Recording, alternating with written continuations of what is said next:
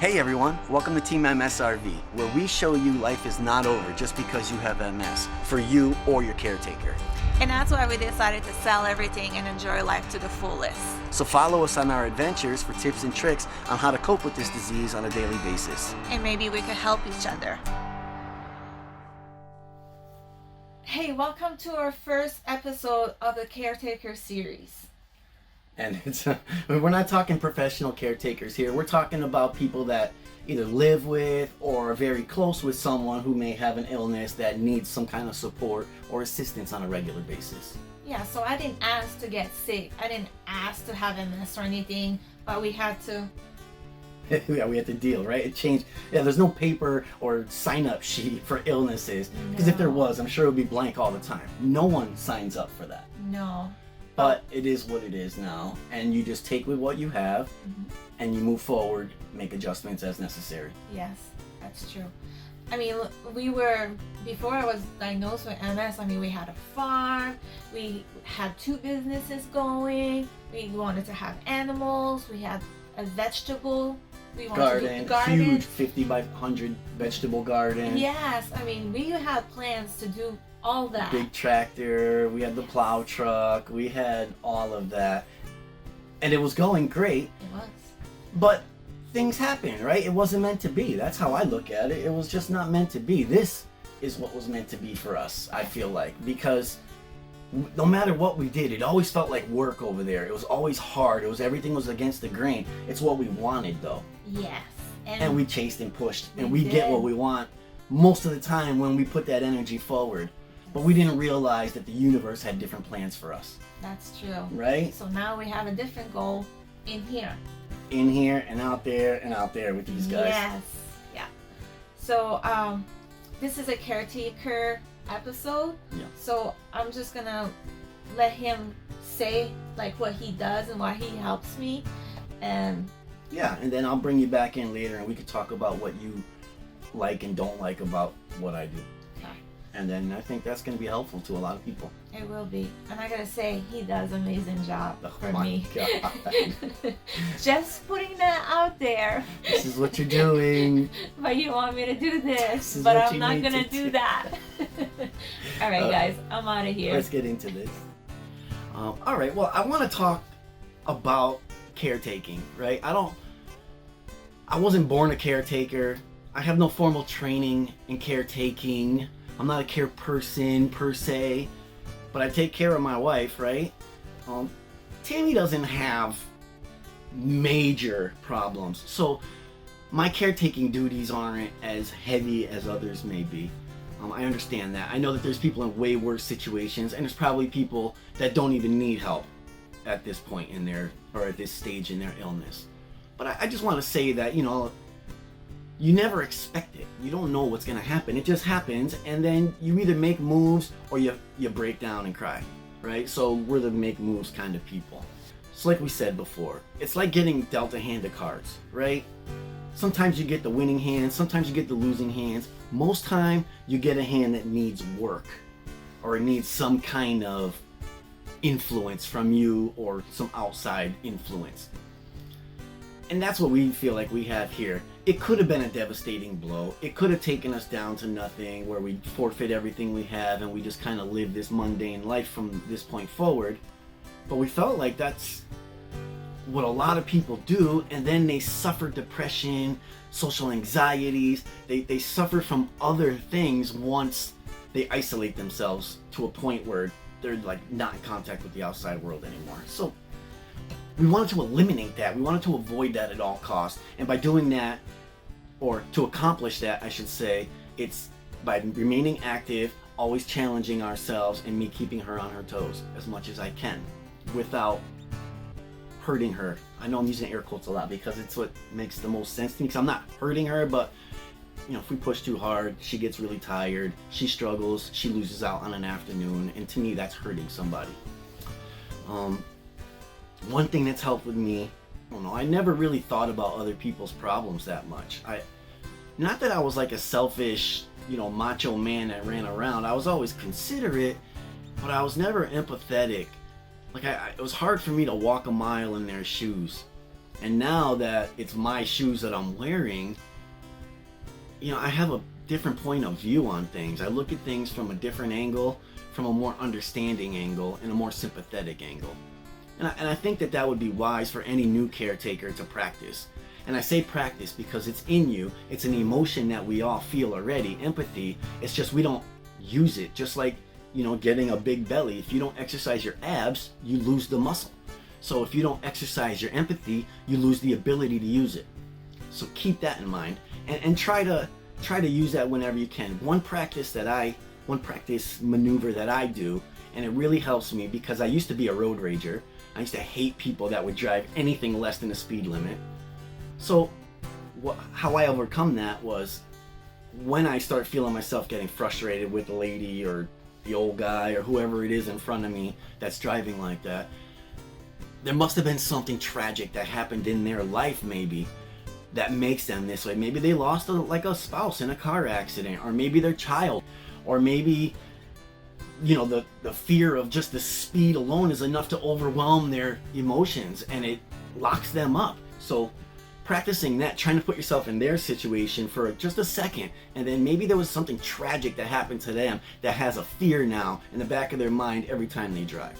So that puts me in their shoes for a split second, and it normally takes me down from get out of my way to let me back off, give them some space, they move over, and then I'll get by them. Life gives you lemons, you make lemonade. Everyone knows the saying.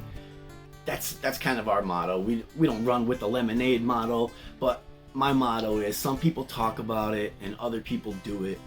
I happen to be a doer. That's all. We take action, we see problems, we come up with solutions, we take actions towards those solutions. Do they always pan out? No, but we're doing something that's moving us forward at all times. Because like a squirrel, you can either go left from the center of the road or right in the center from the center of the road. But if you stay in the middle and don't decide, you're squashed. Ton of dead squirrels in the middle of the road. Let's keep moving.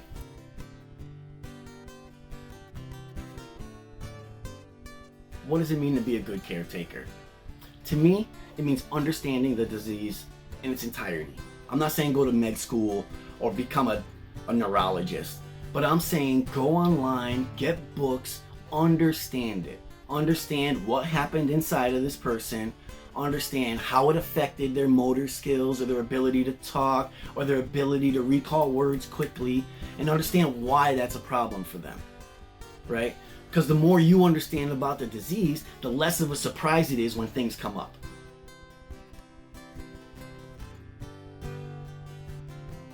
Knowing the patient's symptoms. For me, it's Tammy, and I know her symptoms. One of her first visible symptoms is her hand clenches, her left hand clenches. She doesn't know it. If you're talking to her, you won't notice it. You wouldn't be able to tell that there was something happening inside at that moment. But I could, because I know her symptoms.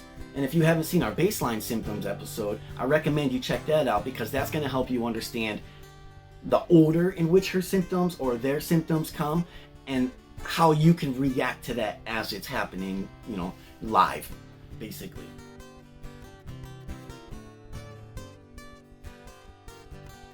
Understanding overexertion and knowing when they're pushing too far.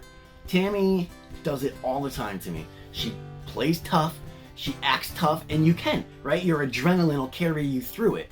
But then towards the end of that, there's a hard crash, right? Whether you make it through the activity or you don't 100%, there's a hard crash you're gonna deal with because you overexerted, right? Your tank levels are here and you demanded this much from your tanks.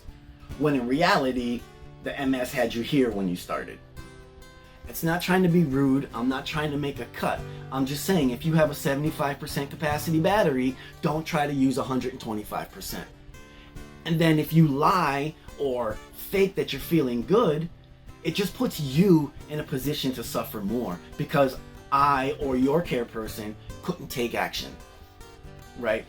Whether that's pulling you from the situation where it's stressful, or it's intervening where I can defend you, or whether it's picking up heavy things that are going to stress you physically, right? There's many aspects of that. So how I kick in is determined by my observations of you. So if you're hiding or you're faking or you're downplaying symptoms, it ties my hands of how much I can help you, or your care person can help you, or you as a care person can help your loved one.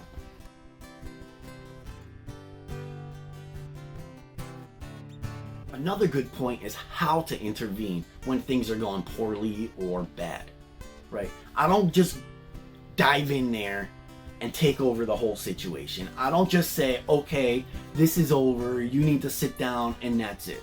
It's really rude, and it's really taken away from her some freedom. When I would approach Tammy and say, how are you feeling? I just noticed some of your symptoms and I want to make sure you're doing well. Okay, do you need me to help you with anything?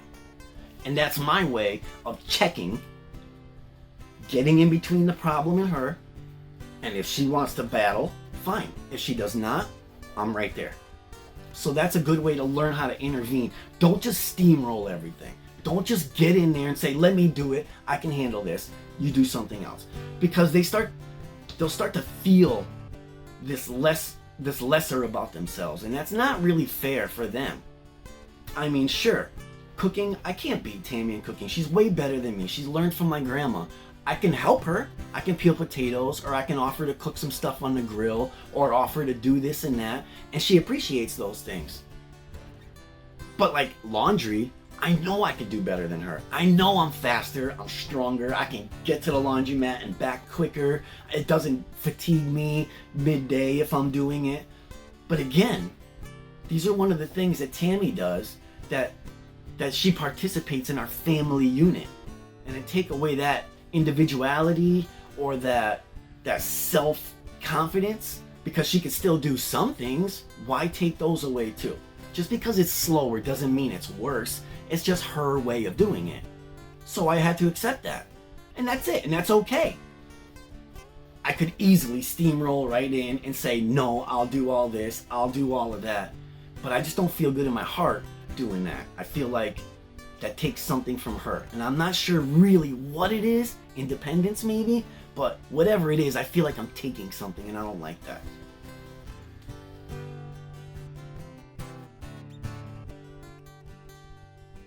Slowing down. You will have to slow down, whether you're the patient, the caretaker, or the pet. It doesn't matter. You will have to slow down. And it's not a bad thing. You know, you feel like, oh, this is not going the way that I normally walk. This is not doing, or we're not going as fast as we normally would, or we're not climbing as high as we normally do. Fine. That's the new way. You have to understand that, and that's okay. Right? So how I look at that, what I do, I have a blind dog as well. So we have a double thing going on here that affects us twice. You know, so when we go for a walk as a family, all three of us, I don't push. I kind of let Tammy lead so she can control the speed of our walk. I notice when I'm in front, I start picking up my speed because nature in my head starts picking up, my heartbeat, you know, and I pick up speed, and then she'll start speeding up to keep up with me. And what happens? She drains herself out faster. She's risking injuring herself. Rocky's having a hard time keeping up because he can't stay on the trail, and it creates a chain reaction of negatives that make the walk less enjoyable. So what we do now is I let her lead. She can control the speed of the walk. Rocky typically stays behind or with us. And what happens is she can go longer. The trip's more enjoyable for her. She doesn't feel like she shortened it. The trip's better for me because I don't feel like I have to watch her as close because she's showing symptoms. The trip's better for the dog because he doesn't have to feel like he's rushing, not able to see, right? Just by me slowing down a little bit to match her speed creates all these resolutions to problems we had when I thought I could just walk this normal speed like I used to. So what do I do with that? After our walks, I'll go out by myself again. I'll take my mountain bike out somewhere. I'll go burn my steam my way alone. So I don't make her feel like she can't keep up because it's not really the problem. That's not the problem at all. It's my problem thinking that I need to go so fast. There's no need. So everyone kind of benefits from that. And the slowing down, not to mention, you get to actually enjoy what you're doing. How many times have you driven from point A to point B and never looked to see what's happening around you. You're just watching the road, and that's all you see. It's so much better to drive slow and notice like the horses on the side of the road, or notice the deer that just jumped into the woods, or the moose that's peeking out behind the rock, right? You want to see these things. That's life, that's experience, that's living, not just droning back and forth to work every day and not paying attention to anything else. So by slowing down, again, it gives us that opportunity to stop and smell the roses, stop and enjoy the leaf change in the fall that's happening right now, right?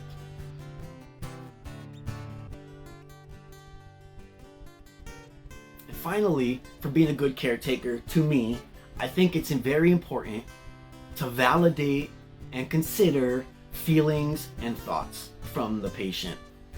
I say the patient because I don't want to say victim, but Tammy is an MS patient, and that's my wife, right? So when she says something, like she feels like something's not right, I listen to that. And whether it's a medication complaint, or it's just a bad feeling about where we are maybe, or whatever it may be, you have to listen to that and show that her feelings are valid. I mean, again, it's just the same as taking away chores and responsibilities. If you take away their thought processes and the validity of their emotions, what do they have left? You're leaving them with nothing to work with. That's not fair, again. So just take the time and listen to what they're saying, right? If they feel sad, ask why. Dig in, figure it out. If they want to talk about it, they'll share. They brought it up for a reason. And don't forget, just because you can tell someone you're happy, sad, or mad, everyone is not like that. There's some people that it takes a lot of courage to be able to tell somebody no, or to be able to tell someone I'm sad, or to tell someone I'm anxious. It takes a lot. And then if they say that to you and you discount it as something petty, well, how does that make them feel? It's very insensitive, and you're literally bringing them down. You're not building them up at that point. So practice building people up. That's gonna make a much better lifestyle for you and your loved ones.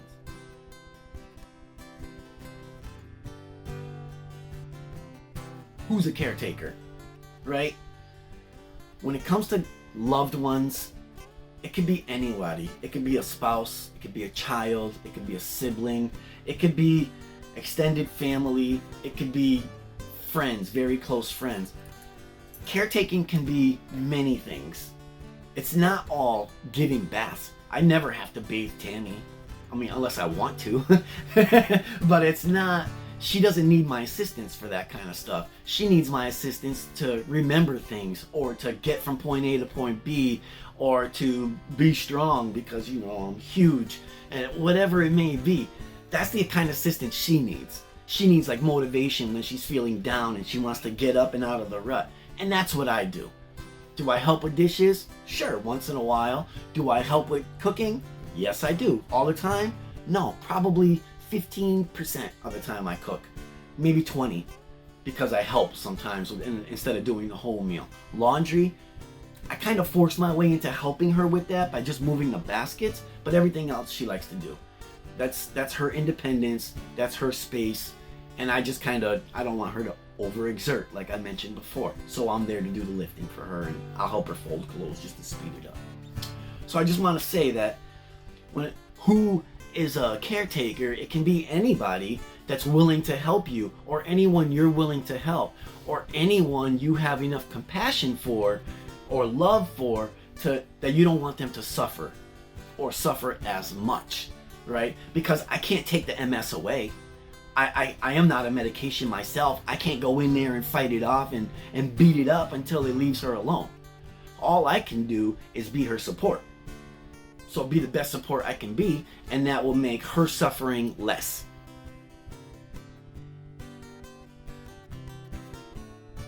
Let's talk a little bit about self-care now as a caretaker. Whether you're a caretaker or you're the patient and you're watching this with your loved one or whatever it may be, there's this thing that's going to happen while your loved one is going through the diagnosis process, and they're going to start creating their treatment plan, and there's going to be a lot of ups and downs, and there's going to be very little exercise. There's going to be a lot of negativity in the household. There's going to be a lot of sadness. There's going to be a lot of anxiety, because you don't know what's going to happen next, or how I'm going to feel tomorrow, or are you going to be doing this, or are you going to be doing that? Should I try this medicine? Should I try that? There's so much going on. Exercise goes to the wayside. Your self-care, you are not going to think anything about your self-care because you're going to be so worried about what's happening elsewhere. So once that dust settles, because it will settle, I know in the beginning it sounds crazy, all these things are happening, our lives are ruined, you think all these things. It's not true. None of that is true unless you let it be true.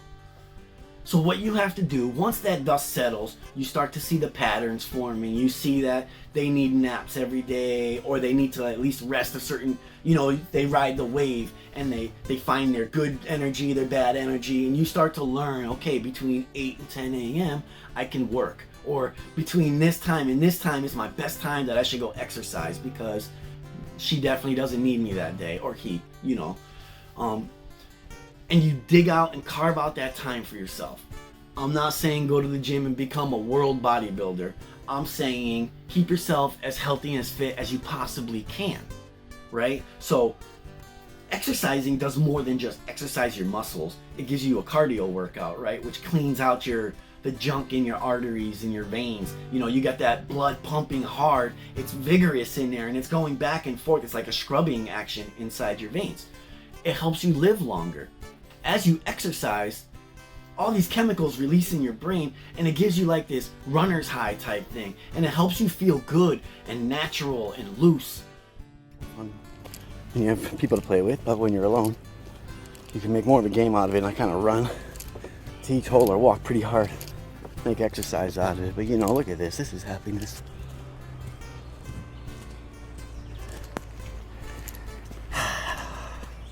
Great outdoors.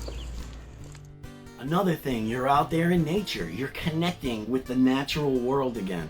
Those things make you feel better. When you're locked up in buildings all the time, looking at the outside from the in, negativity starts building in your brain and depression can develop. So to avoid that, you have to get out there and exercise. For me, I like mountain biking, I like walking and hiking, I walk my dog, but that's like some of my exercise. And I also do some core exercises, nothing fancy, nothing crazy, but I want to feel good. I want to feel strong. Because if I don't feel good, how can I help someone else, right? If I'm sick or if I'm down and out, how the heck am I supposed to bring someone else up? You need to be coming from a positive, healthy, good energy place to put out that energy. So your exercise, your self-care are huge. And you know what?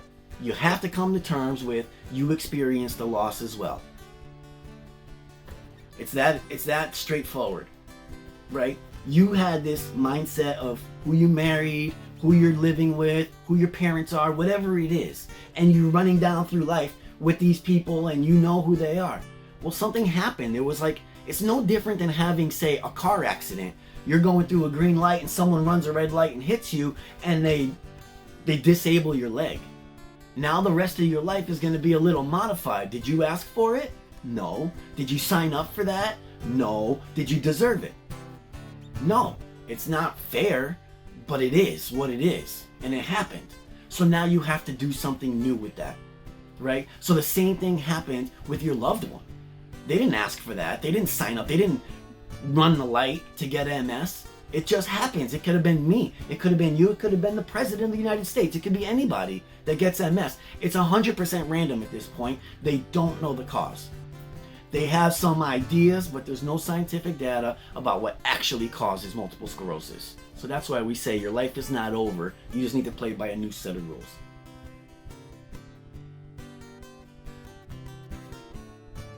Okay, finally, I want to talk about burnout. Right? You will get burned out. I was burned out. I think everybody who gets put into the position of caretaking gets burnout because something inside of you shifts gears where that your primary motivation is to help this person be better. You're not going to heal the person, you're not going to cure the disease, but you're assisting in their daily day-to-day life, right? You're trying to make it a better life. Well, you're going to forget about your own. And you're going to develop emotional stresses, You're going to develop physical stresses, and you're going to become emotionally and physically exhausted from it. Emotionally, I don't think I'm still over it. It happens it happens so fast, and then the new information is coming at you at lightning speed. You don't know how to react. You don't have time to react to it. You just do. And then when that dust settles, you start to realize what happened and the scars left on you. So be aware that your emotional level and your emotional energy does have a battery bank on it that will run empty.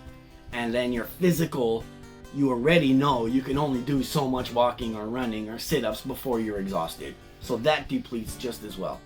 So keep both of those in mind when you're caregiving. Because if you don't have the emotional integrity or the physical integrity, again, how do you expect to help somebody else if you're not in a good place?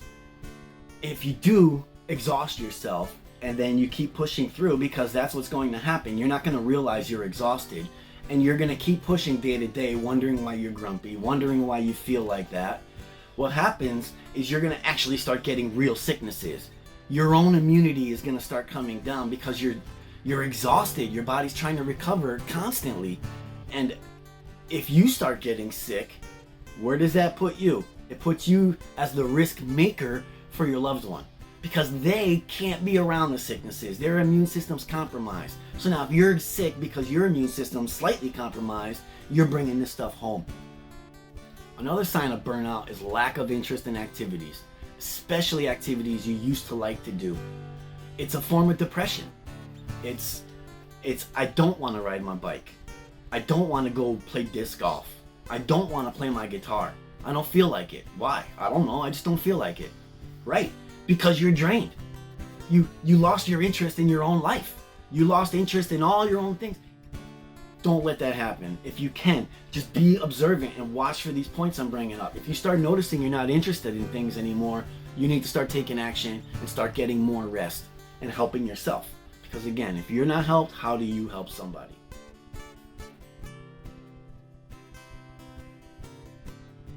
Sadness. That is a no-brainer. Anyone with any new diagnosis is going to deal with sadness.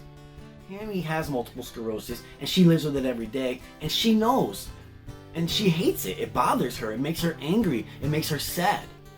And that sadness, if I'm not there to counteract that sadness and I'm also sad, again, you got the double sadness, and you just feed each other into a negative spiral down the drain. It's not a place to be.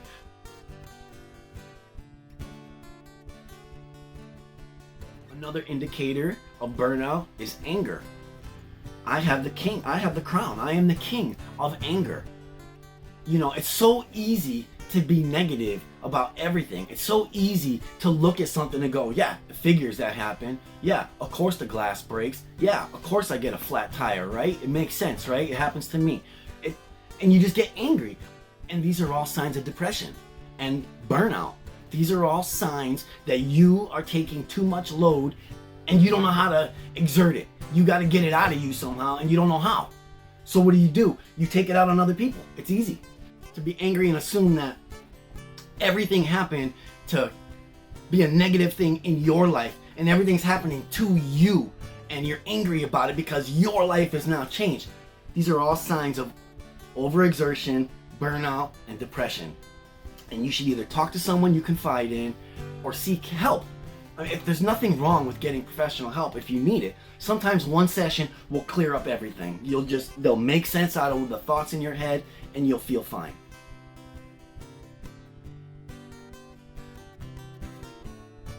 Irritable. That goes hand in hand with anger. Everything is irritating.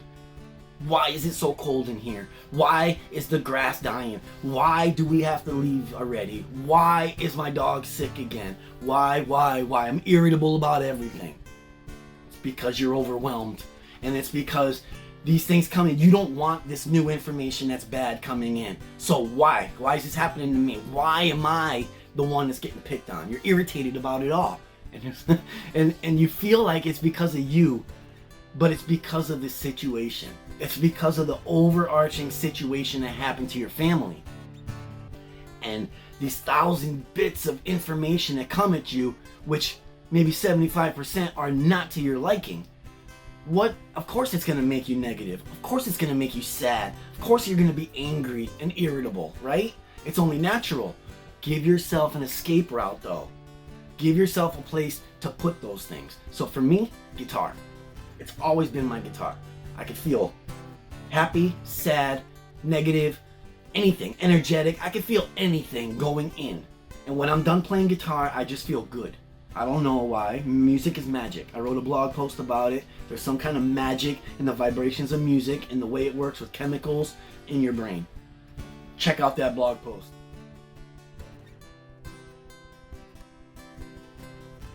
Another indicator of burnout is sleep issues. Whether it's a major sleep change in your patterns or your inability to get restful sleep all night. That's my problem. I'm up. I've seen doctor after doctor and specialists. I get up 4 or 5 times a night. Sometimes it's to pee. Sometimes it's to wonder what Captain Crunch is doing. You know, like I don't know why. I just wake up and I'm up. I'll fall asleep. I'll wake up a half an hour later. I'm hungry. I'll fall asleep. I'll wake up. I have to pee. I'll fall asleep. I'll wake up. No reason. Sit at the table for a couple of minutes. Go back to sleep. It doesn't make any sense. My sleep patterns are starting to become more normal again because I think we're getting a grip on our reality, and this is our new reality, and this is what we have. But it took a long time. It took over 2 years of me battling with my sleep. And when you don't get sleep, you get baggy eyes. People think you're tired all the time, and you make bad decisions because you're not well rested. And when you're not well rested, it's easy to become irritable, sad, and angry.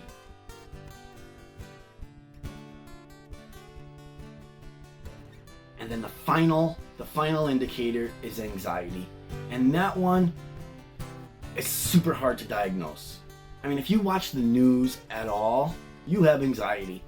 The news is like a fictional book of the scariest story you can imagine. Anything to get you to click, watch, or tune in. Anything. So watching the news, it creates so much anxiety in you, you don't realize the anxiety you're having from your illness or from circumstances or experiences you're having because of your illness.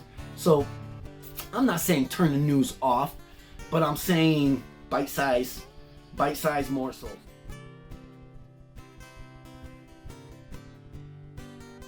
So I just got done telling everybody about what I think it is to be a good caretaker, to be there for the person you love, whether it's a loved one, spouse, a child, parents maybe, you never know, it could be a good friend you take care of, whatever it is. So, but I wanted to give you a chance to tell them what you feel is what you don't like about what I do sometimes maybe, and then what you do like, maybe some things, just so they can see from your point of view what it is, and then we'll elaborate on that stuff a little. We'll talk about it. Okay, sounds good. So let's start about what I don't like. Uh-oh. So what I don't... No. Oh, okay. Oh yeah, he used to say, are you talking about my hat when I was talking French?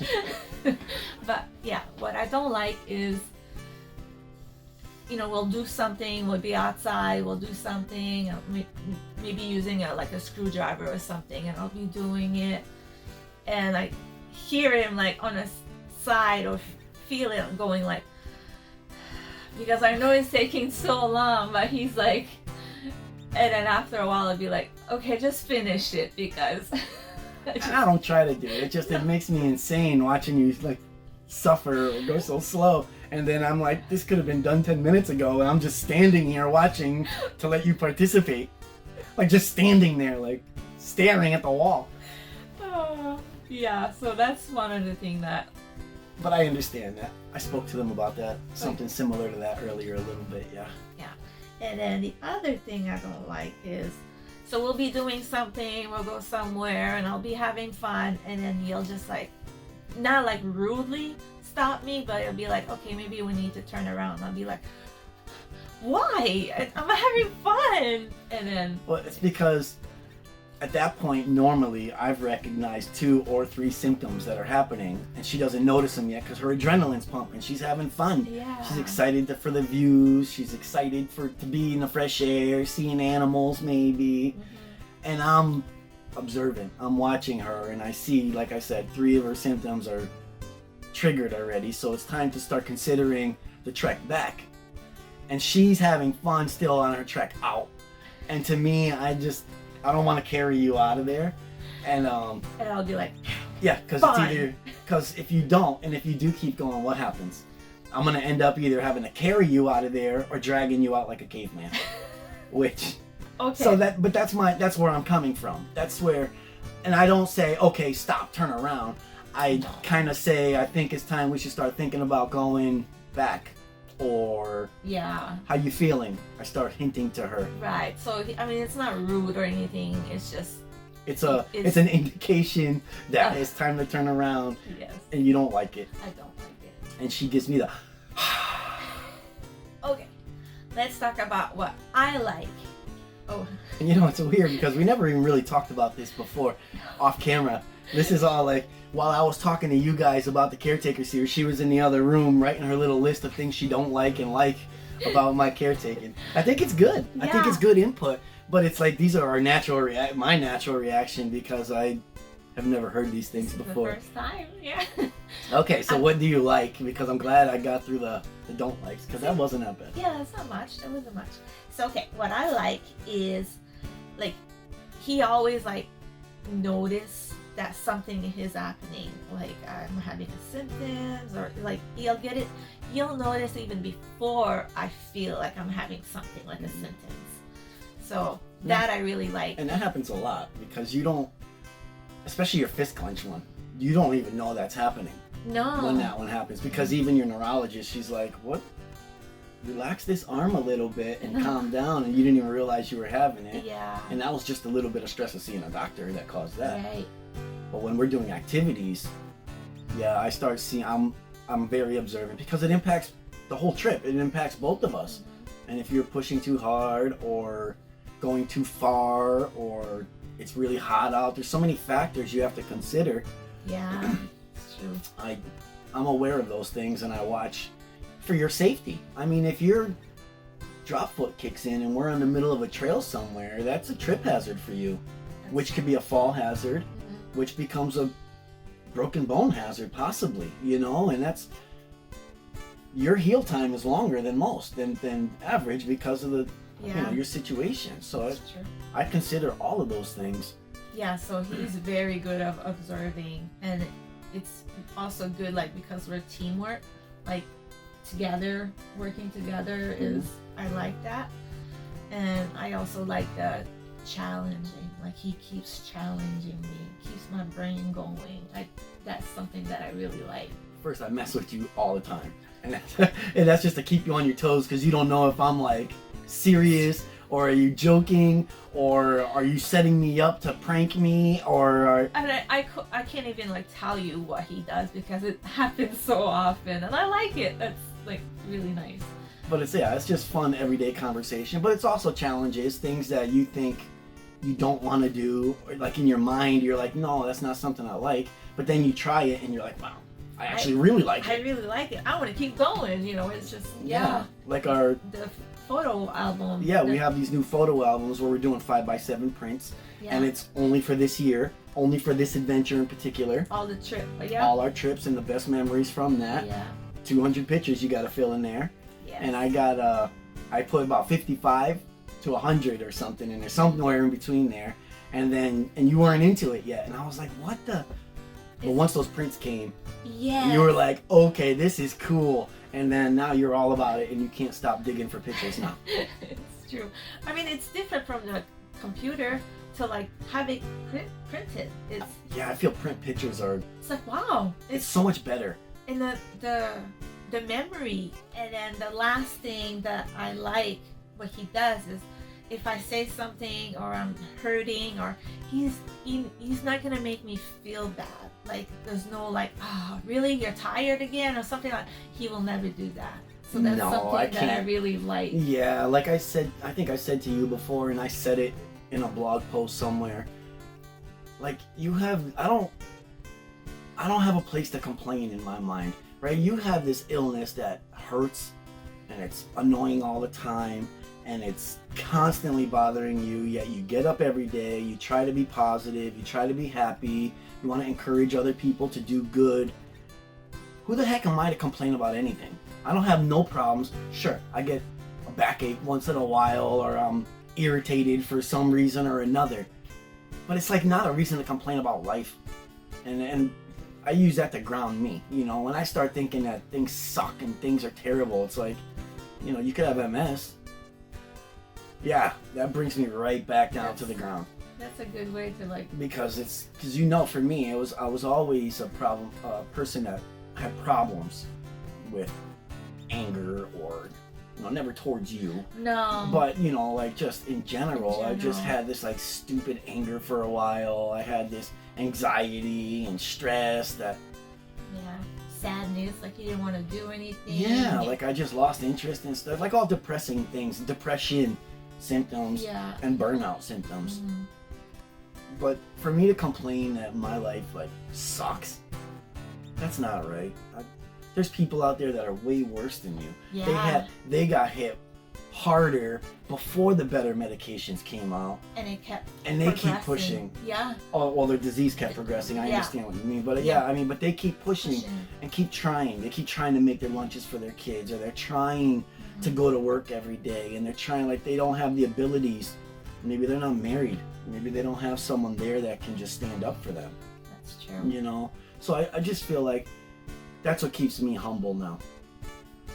I compare myself to our following and you. And comparing is bad, but it's what keeps it perspective. Not comparing, but it gives me a perception of, imagine waking up and knowing your leg just hurts constantly. Forever. Yeah. And I keep going because I love helping people. So by doing this channel, I'm hoping that I'm pretty sure it is going to help people. I think it's helping people already. We get compliments already. We get comments. Yeah. We get emails from people privately, directly, that don't want their name shared. I think it's working. I think it's helping in it. And it's just real talk like this. Yeah, and that makes me feel good. I like. Yeah, I think that, and it's huge because it gives you this thing that elevates you and it brings you up. And I also told them that if there's people out there that are suffering from anxiety or stresses, that we're always there. Yes, we're available. Yeah, contact us. Email us, message us through the boards or on Facebook groups or whatever it may be. We're gonna be there. We'll be there. Right? We might not be able to answer a phone because of whatever we may be doing at the moment, but we won't leave you hanging. We promise you that. Yes. I think that's important for people to know. That's the whole point of us creating this. It's not for entertainment, for just them to watch us. We want people to know that we are all of us are a team. Yes. And that's what you mean as a team. We got this. Meaning, if you don't understand something or you have a hard time with something, you can reach out. Someone will be there. Maybe it won't be us. Maybe it'll be another member of the community that has that experience with a particular drug or a particular problem that you didn't experience. Yeah. We're just creating this platform for everyone to come together. Yes. And I think that that's what it is. Caregivers and patients alike. And that's why this caregiver series is important. I feel like it gets overlooked. I don't want fame.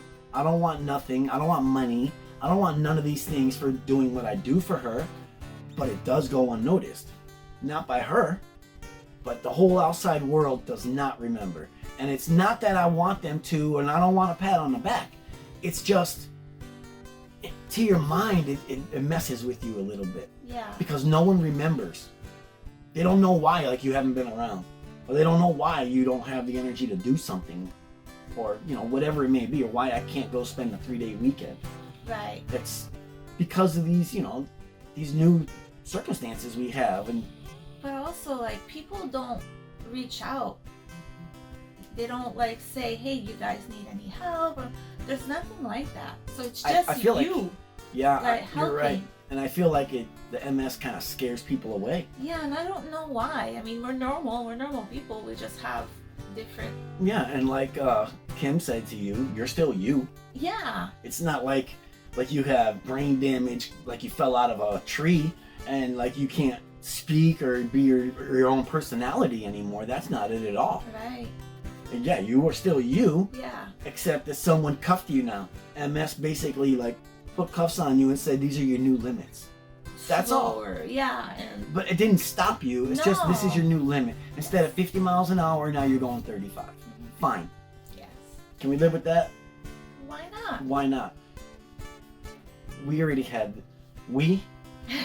had this conversation already, Okay, where and we talk now- about being out there and enjoying nature And now we all have that conversation. well, now we we.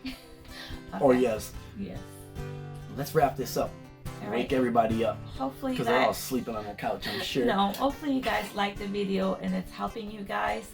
And please comment if you guys have any comments. Definitely comment and comment about if you want to see more caretaker series, Yes. because I have ideas for other ways to be active and ways for mental positivity and ways to feel good about yourself as a caretaker still and still be helpful.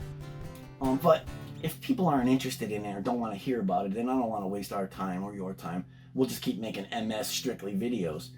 But No, I think- feel like there's a need out there. Caretakers struggle, and myself included. Mhm. And it's nice to know that you're not alone. Mhm. That's true. All right. Okay. See you guys. Bye. Thanks everyone for watching. Use our playlist to watch our video in order. And the best way to support us is to like this video and subscribe to our channel and get notifications. Don't forget, 25% of any money ever earned on this channel will be donated to an MS cause of your choosing. As a team, we got this.